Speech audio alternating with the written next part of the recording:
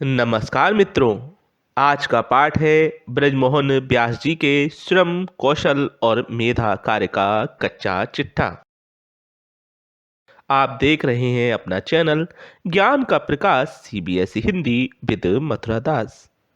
ऐसे ही हमारे साथ बने रहिए। आज हम पढ़ रहे हैं कक्षा 12 की हिंदी ऐच्छिक की पाठ्य पुस्तक अंतरा, जिसके गद्य खंड का पाठ है 3, ब्रजमोहन व्यास जी का कच्चा चिट्ठा।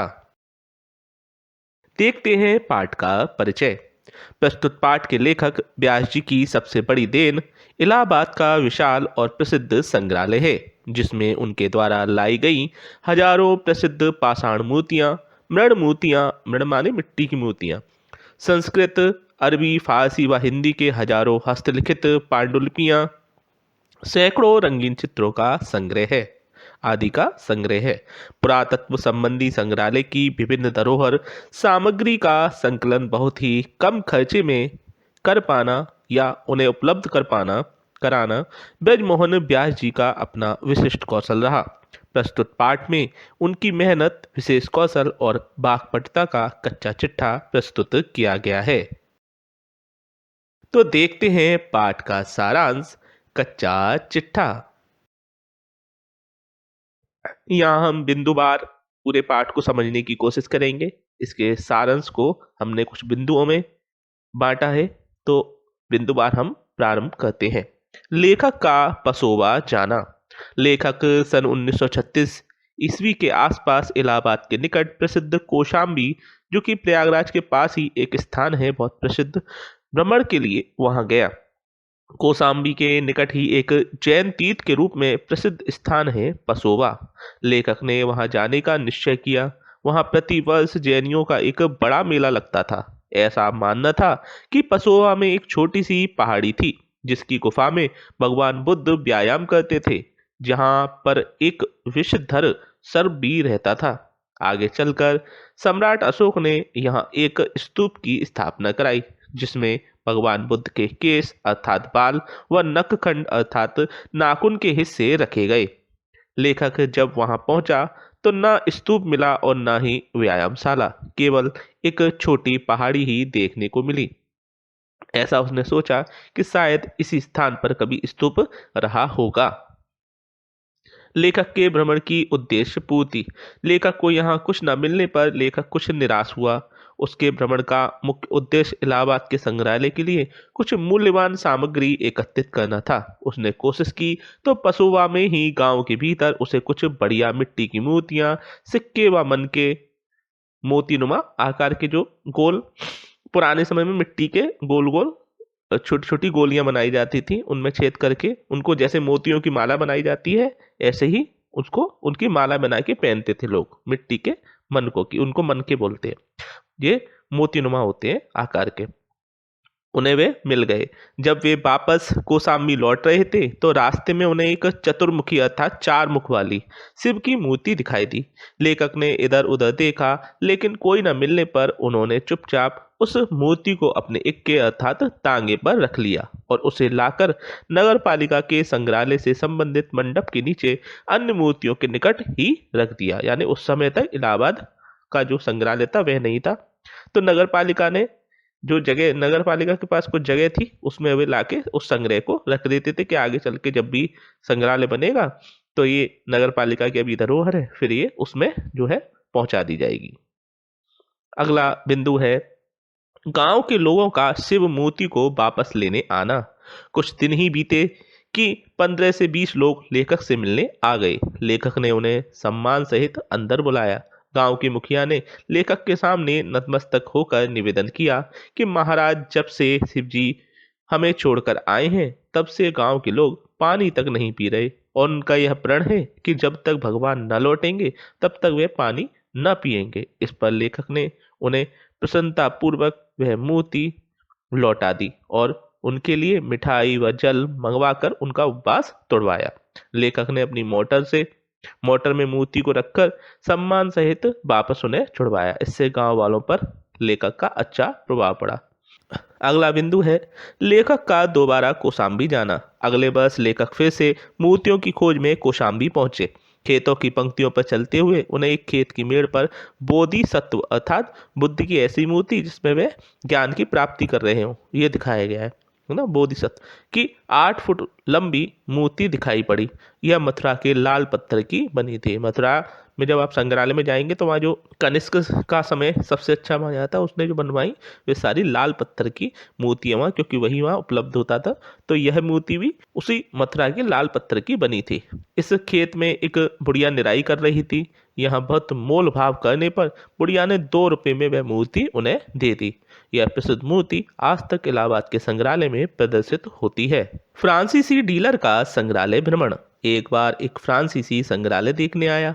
लेखक ने उस बड़े उत्साह के साथ उसे पूरा संग्रहालय दिखाया। संग्रहालय देखकर वह बोला, बहुत ही कीमती संग्रह है आपका। उसने बोधिसत्व की इस मूर्ति को देखकर कहा, क्या आप मुझे यह मूर्ति 10,000 रुपये में बेचेंगे? क्योंकि इस मूर्ति का चित्र और वर्णन कई विदेशी पत्रों में हो चुका था। लेखक ने जवाब में कहा, यह तो एक ही रही। इससे वह समझ गया कि यह मूर्ति किसी भी कीमत पर उसे नहीं मिल सकती।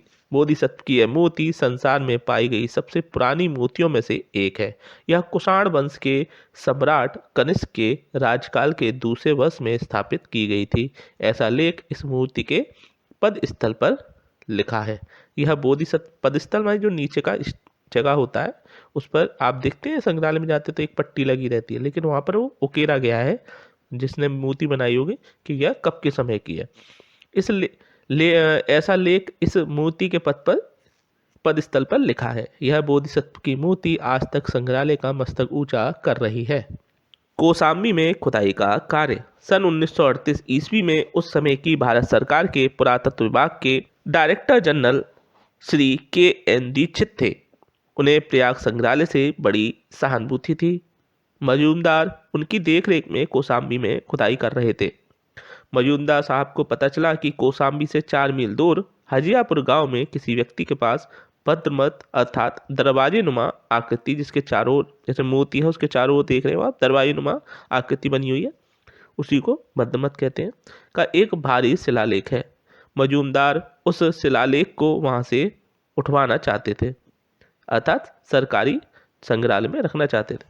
उस गांव के जमींदार गुलजार मियाँ, जो लेखक को आसपास के गांव से प्राप्त होने वाले पाषाण मूर्तियां, शिलालेख आदि देते रहते थे, मजूमदार साहब को वह शिलालेख नहीं देना चाहते थे। इस पर मजूमदार साहब ने चिढ़कर डायरेक्टर साहब को पत्र लिखा कि लेखक गांव के लोगों को भड़का रहा है, इस कारण भी जो है शिलालेख उन्हें नहीं मिल पा रहा। दीक्षित साहब का पत्र लेखक को। दीक्षित साहब का पत्र लेखक को मिला, जिसमें लेखक के हस्तक्षेप को अनुचित कहा गया और आगे से विभाग की ओर से उनके लिए हर तरह के सहयोग को समाप्त करने की बात कही गई। एक मित्र से ऐसा पत्र पाकर लेखक क्रोधित हुए। लेखक ने जवाब में लिखा, मेरे संबंध में जो कुछ भी आपने सुना वह नितांत असत्य है। मैंने किसी को उकसाया नहीं। वह शिलालेख पहले ही इलाहाबाद संग्रहालय के लिए 25 रुपये में मेरे द्वारा खरीदा गया है, इसलिए गुलजार मियाँ उन्हें यह शिलालेख नहीं दे रहे। फिर भी यदि आप भद्रमत का शिलालेख चाहते हैं तो 25 रुपये देकर गुलजार मियाँ से ले सकते हैं, मैं उनसे कह दूंगा।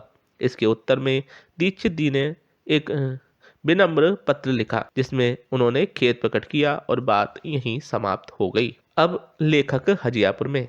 लेखक ने सोचा कि जिस गांव में भद्रमत का शिलालेख है वहां और भी शिलालेख हो सकते हैं। लेखक वहां गया और गुलजार मियाँ के यहाँ उन्होंने डेरा डाल दिया। गुलजार मियाँ के मकान के सामने ही एक पुराना कुआं था। चबूतरे के ऊपर 4 खंभे लगे थे। इसके ऊपर के पत्थर पर लेखक की जब दृष्टि गई तो उसने देखा कि उस पर ब्राह्मी अक्षरों में कुछ लिखा है। लेखक के कहने पर गुलजार मियाँ ने उसे तुरंत निकालकर लेखक को दे दिया। लेखक का मैसूर भ्रमण। ओरिएंटल कॉन्फ्रेंस का अधिवेशन मैसूर में था, जहां ठाकुर गोपाल शरण सिंह साहित्य विभाग के सभापति थे। लेखक ने सुना था कि मैसूर ताम्र मूर्तियों और तालपत्र पर हस्तलिखित पोथियों की मंडी है, जिनका नितांत अभाव प्रयाग संग्रहालय में था। मद्रास में 2 दिन रुककर 8-10 चित्र सस्ते दामों पर उन्होंने खरीद लिए। ताम्रपत्र काफी महंगे थे। वहां उन्हें एक हाईकोर्ट के वकील सी निवास जी के बारे में पता चला। उनके पास सिक्कों और कांस्य व पीतल की मूर्तियों का अच्छा संग्रह था और वे उनका व्यापार भी करते थे, जहां से लेखक ने 400-500 रुपए की पीतल व कांच की मूर्तियां ली। इस पर बहुत से सिक्के उन्होंने लेखक को मुफ्त में दे दिए। आगे मैसूर जाने के लिए लेखक स्टेशन पर पहुंचा। एक आदमी कुछ पुराने चित्र लेकर आया। लेखक ने 1 रुपए में उससे कुछ अच्छे चित्र खरीद लिए। मैसूर में पहुंचकर अधिवेशन में उन्होंने भाग लिया और इसके बाद रामेश्वरम गए। लेखक को तालपत्र की पुस्तकों के न मिलने का अभाव कसक रहा था। तालपत्र जैसे एक केले का पत्र होता है, ऐसे ही ताल का पेड़ पेड़ होता है, उसके पत्ते पर पुराने समय में जो है जो भी ग्रंथ होते थे वो लिखे जाते थे। तो वैसी पुस्तकें आज हम जो है पेपर पे लिखते हैं, ठीक है, उस समय पत्तों पे लिखते थे, तो वो ताल के पत्र होते। लेखक को तालपत्र की पुस्तकों के न मिलने का अभाव कसक रहा था। रामेश्वरम पहुंचने पर पंडे उनके पीछे पड़ गए। लेखक के साथ ठाकुर साहब भी थे। लेखक ने ठाकुर साहब को राजा साहब बनाकर, मतलब वो साथ में थे तो ये कह दिया कि वे राजा साहब है कहीं के, राजा साहब बनाकर पंडों के सामने प्रस्तुत किया और कहा, जो भी सबसे अधिक तालपत्र पर लिखी पुस्तकें भेंट करेगा वही हम लोगों का और हमारे वंश का पंडा कहलाएगा। इतने में एक छोटी उम्र के पंडे ने एक गट्टर पर तालपत्र पर लिखित पुस्तकों का संग्रह लेखक के पास लाकर रख दिया। लेखक ने कहा, बस आज से तुम ही राजा साहब और हमारे पंडे हुए। संग्रहालय के लिए पृथक भवन की आवश्यकता। यद्यपि संग्रहालय के लिए 8 बड़े कमरे निर्धारित थे, परंतु सामग्री इतनी अधिक थी कि संग्रहालय के लिए पृथक विशाल भवन का निर्माण अनिवार्य हो गया। इसके लिए धन की आवश्यकता थी। अतः म्युनिसिपैलिटी एक्ट की धारा के अंतर्गत जो खजाना मिलता था और जो भवन निर्माण की अनुमति देने में म्युनिसिपैलिटी को नियमित रूप से शुल्क प्राप्त होता था, लेखक ने बोर्ड व संयुक्त प्रांत की सरकार से उसका एक संग्रहालय निर्माण कोष बनवा दिया। इस प्रकार 10 वर्ष में काफी रुपया एकत्रित हो गया, यानी जो टैक्स वो लेते थे दोनों मदों में, वे सब अब संग्रहालय निर्माण कोष में पहुंचने लगा और 10 वर्ष में अच्छा खासा पैसा हो गया। डॉक्टर पन्नालाल के सौजन्य व सहायता से कंपनी बाग में एक भूखंड भी भवन के लिए निश्चित कर लिया गया। अब केवल शिलान्यास व भवन निर्माण की देर रह गई। जब पंडित नेहरू जी एक दिन प्रयागराज में आए और लेखक से उनका मिलना हुआ तो उन्होंने कहा, व्यास, तुम्हारे म्यूजियम की इमारत ना बनेगी। लेखक ने कहा, आप शिलान्यास तो करें, काम आगे तो बढ़े। शिलान्यास हुआ। निश्चित समय पर अभूतपूर्व समारोह के साथ जवाहरलाल नेहरू ने संग्रहालय का शिलान्यास कर दिया। वह समारोह बड़े ही सुंदर रूप से आयोजित हुआ। नेहरू जी ने मुंबई के एक विख्यात इंजीनियर मास्टर साठे और मूता को लिखकर नए भवन का नक्शा बनाने को कहा, जिससे समय पर भवन बनकर तैयार हो गया। क्षमा प्रार्थना। लेखक की क्षमा प्रार्थना। लेखक उन सभी लोगों से क्षमा मांगता है जिन्हें उन्होंने छलकर यह संग्रह एकत्रित किया। वैसे उनका मानना था कि क्षमा मांगने व क्षमा करने के सिवाय और दूसरा चारा भी नहीं। लेखक आगे प्रयागराज के संग्रहालय के लिए 4 महानुभावों को श्रेय देता है। पहले हैं राय बहादुर कामता प्रसाद कक्कड़, जो कि तात्कालिक चेयरमैन थे। श्री महेंद्र सिंहजू देव, जो नागोद जो है जगह, वहाँ के नरेश थे। दीवान लाल भार्गवेंद्र सिंह जी और लेखक का स्वामी भक्त अर्दली जगदेव, इन चारों को उन्होंने श्रेय दिया है। इन्हीं सभी के परिश्रम से इतना बड़ा संग्रहालय बनना संभव हुआ। अंत में लेखक कहता है कि उन्होंने भवन बनवा दिया, संग्रहालय तैयार करवा दिया। इसके संरक्षण और परिवर्धन के लिए सुयोग्य व्यक्ति डॉक्टर सतीश चंद्र काला को नियुक्त कर दिया और उन्होंने संन्यास ले लिया। तो यह था आज का पाठ कच्चा चिट्ठा। देखते हैं क्या है इसमें विशेष। पहला, भाषा विषय अनुसार सरल, सहज व प्रभा युक्त है।